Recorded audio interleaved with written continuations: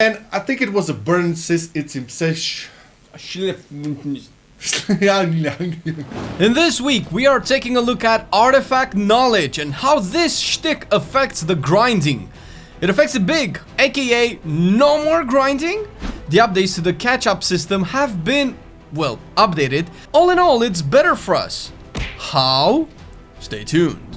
Classic is upon us, and we can finally have the best BFA mechanic in Classic with a looking for group add-on. Wait, that's fucking shit. What? LFG in Classic? No more Baron's trade chat? No more gold share recruitment? And other things? The big Leviathan gems will be nerfed, and AZSHARA has already been nerfed. And when will it end?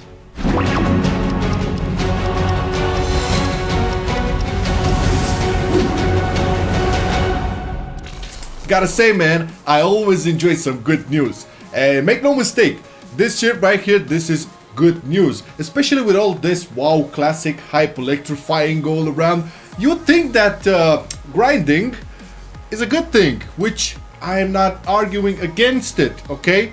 It's part of playing an MMO, which can have its benefits. However, when we're talking about the AZERITE power stuff, the AZERITE knowledge, the artifact power, whatever, man, I think it was a burn ever since its inception in Legion, and it got pretty worse even in BFA. But at least in Legion, we had cool perks, you know, while evolving with the artifact weapon, you know, then the general vibe of the artifact weapon was cool enough. But that really didn't happen in BFA, did it? With all the AZERITE traits and stuff. That was pretty bad. But overall, God bless their souls, man, because they're doing this shit right nowadays. They've increased this AZERITE knowledge, but whatever it is, and I love it.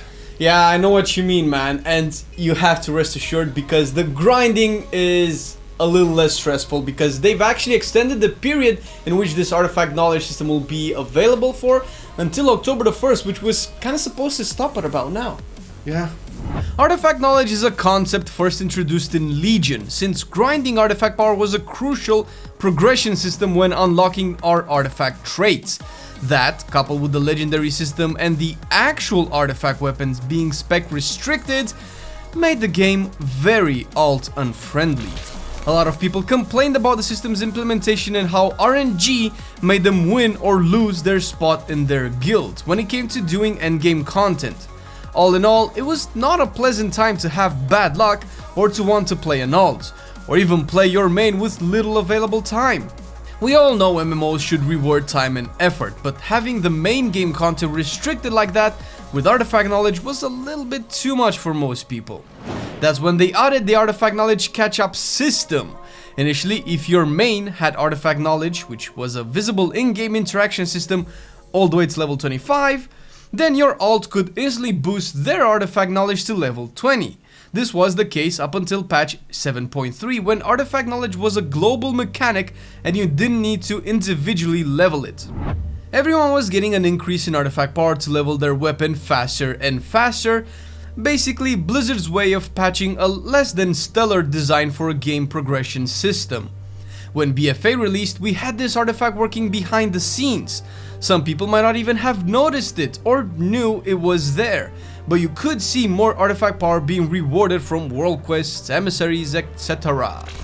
The way the system works in BFA is that it reduces the amount of artifact power required for your neck to reach the next level, in turn making the neck leveling faster. The fact that this is a global setting makes it so your alt can get those initial levels way faster and steadily get closer to someone who has been playing for longer. The period during which this system is active sees a decrease in the requirement to reach a respective level. As an example, to get your neck from 59 to 60 prior to the artifact knowledge implementation in 8.2, you needed a little over 530k artifact power. A few weeks after the AK started, you only needed almost 30k, 23k in the following week, and so on. Historically, we should have had this going for 12 total weeks, which we theoretically reached now, or this week rather, meaning next week we would be back to grinding our butts off to no end. Well, that has been revealed by Blizzard to not be the case, where a dev posted a blue comment on the forums informing us that the artifact knowledge will continue until October the 1st, or that specific week to be exact. What does this mean? Well, for one thing, we can play more alts and not have to worry about never getting that second essence slot unlocked, although the argument of the patch being alt viable is still in the air. It also could mean something else. October will be the month of the 15th WoW anniversary, with a lot of goods being added to the game. It could also be the release of 8.2.5, which has an interesting speculation. There have been data mines, as mentioned in previous episodes we posted, that we will be getting a 120 character boost service in the shop.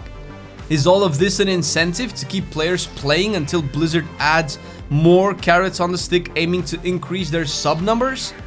Are they also looking at fishing players from the classic realms to the live ones?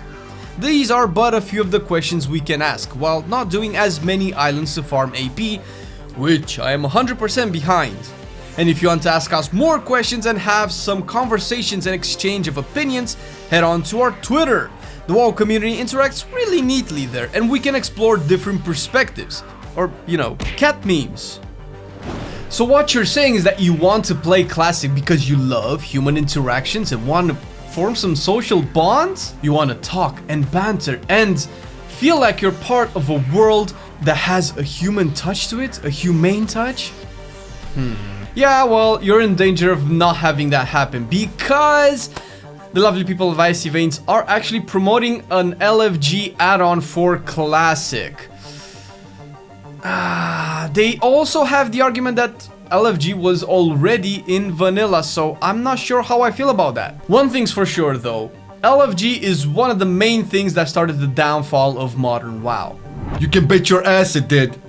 Listen, the LFG system from the current game has its bad and its good. I'll always value the fact that from an LFG group, you can always find somebody who plays good and acts nicely and is social and can become your friend, and you can play together in the future and, I don't know, maybe start up a guild or join up their guild, or they can join your guild. That's a beautiful thing and you have to value that. On the other hand, there's also the reality that upon joining an LFG group, you can find some really nasty, toxic players who, for example, might ruin your plus 12 key just because you said they shouldn't do something. Man, it's really weird how nowadays you have to criticize strangers in the most subtle and tactful way in order for them to not get upset, but that's a topic for another discussion, okay? That being said, part of the flavor of vanilla is going out of your way to find people to do stuff with, to find people to craft shit for you, to find people to quest with, to do dungeons with. It's part of that journey of putting in the effort in order to achieve, and no LFG should cripple that. I mean, surely Icy Veins didn't have any bad intentions with this, but the community reception was pretty tense. What do you think though? Do you think Blizzard will let this go through? Classic will surely be a blast, and although we do focus more on the live game on this channel, you can still catch us playing Classic on our stream every Thursday from 9 PM CET and 11 AM PST. You can catch us on twitch.tv/MarcelianOnline playing just Classic in that day. You shall follow us. Enough about Classic though. What's going on in BFA?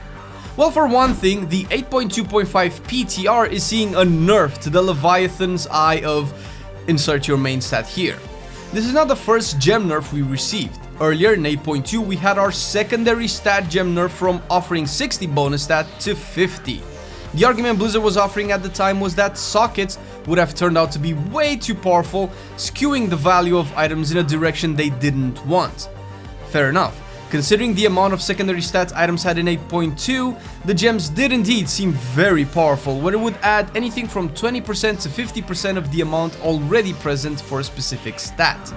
I don't see how the strength of sockets would be anything different than the Titan Forging mechanic as a standalone item boost. If you get a 455 Titan Forge item with a socket to boot, it would make it into a legendary quality item, I would imagine.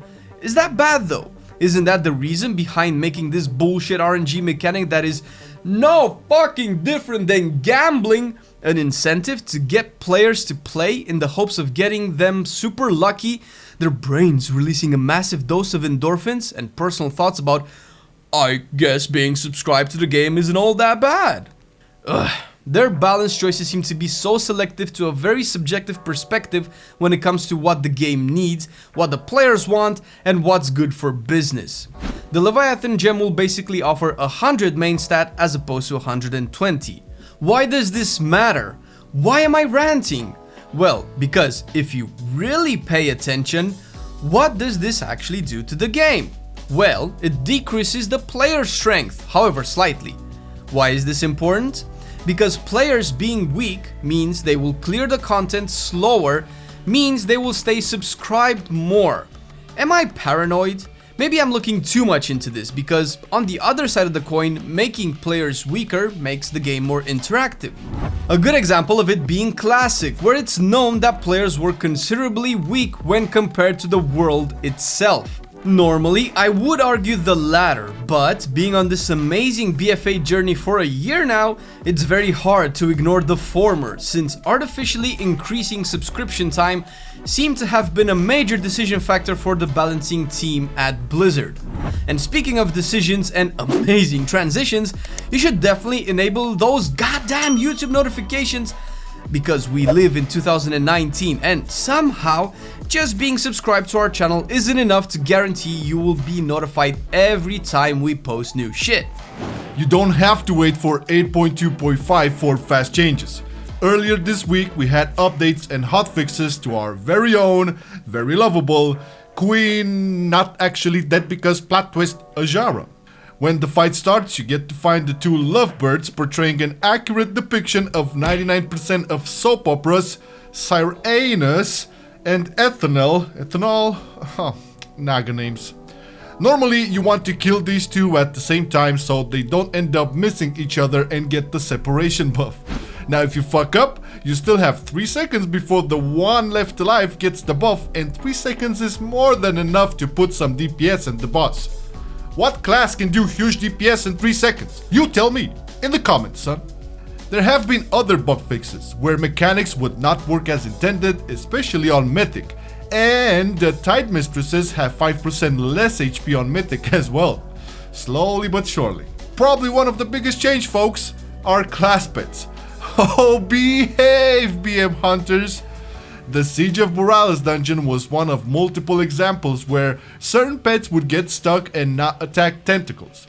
Now they get their own fill of that Japanese cinematography, being able to bite those goddamn tentacles. Also, more essence is being fixed, rounding up a solid reset week for our lovable live servers. I maintain my status that today we had good news. I say the AZERITE thingy is really great for us because they should have stopped it.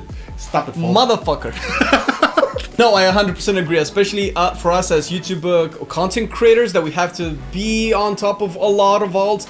The grinding is... don't get me started on that. No fucking way. No, but think about it. The essence system. Now that's a good grinding system. Yeah, no, right? no, that's amazing. If you don't agree, you can leave it in the comments. But compare the essence system as a grinding whatever. Yeah. You have an objective. You know what you're doing when you start doing some arenas or farming honor and battlegrounds. You know what you're working for. We can argue that the events, that the activities that you have to do for a specific essence might not be ideal if you're a PvE strictly or a PvP strictly player. Yes. But again, there's no RNG involved. You're not like going to unlock it and then have to unlock it again and again and again. No, you're just unlock it once. You have it. You don't have to go through a trade shitty system that we had up until now. That's true, and also I would add that it doesn't take as long to get to the optimal like rank 3s. I was surprised that we got a lot of rank 3s with just the limited time that we actually have to play. Yeah, that's saying something, right? Yeah, it's an improvement, guys. Okay, we might be working towards an ideal, but what we have now fixed a lot of issues. And talking about grinding, man. Talking about issues, man. Talking about it's not. We don't talk a lot about Classic, but Method is actually going to have a world race in Las Vegas, which is going to be streamed for Classic. They're going to race to 60, and as far as I understood it, they're going to race to Onyxia and Molten Core as well. What do you think about that? So let me get you straight. They're going to do a race first for level 60? Yes. Race to world first level 60? Yes. Okay, that would be curious. I don't know. Is that a show? Is that? Well, it's gonna be streamed. Preach is gonna go there and cast it among other people. I know Mr. GM is gonna be there among other YouTube content creators. This is gonna be interesting. I don't know what they're gonna do with the event.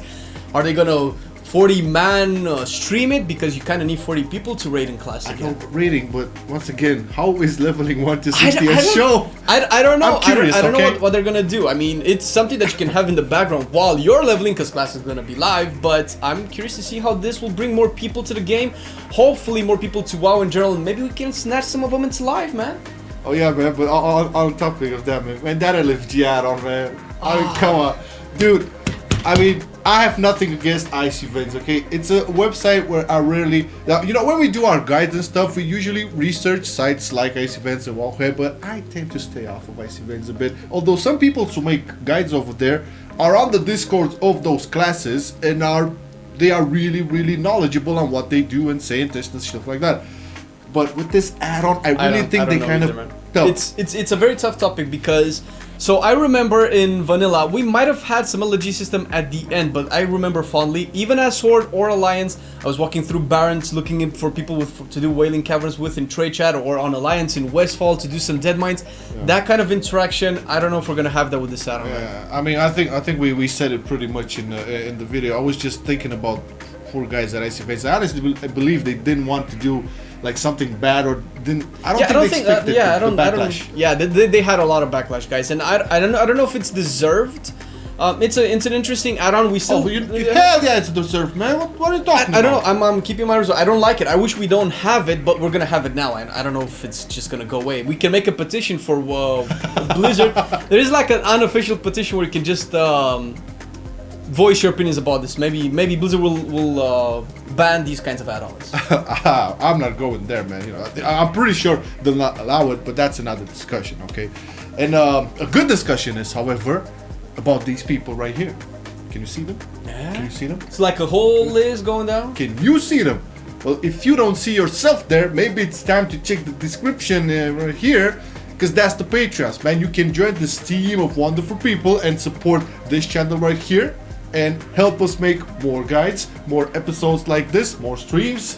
Oh man, there's a lot of more stuff to be done. Oh, so much more stuff. But thank you to our Patreons for all of their support, their monthly support. Thank you guys, it means the world to us. Hey man, we can understand if you don't want to be a patron, man. It's not a requirement, okay? But in that case, you can also check our gear. Yeah, we have actually t-shirts, tank tops, hoodies, mugs, and they're painted with some really cool WoW and Marcelian&Online logo stuff that you can show your love to the world about our community, and maybe grab some friends and get them into WoW, man, because let's be honest, prestige. Well, get them some t-shirts. Yeah, or you know. And that being said, we thank you very much for watching.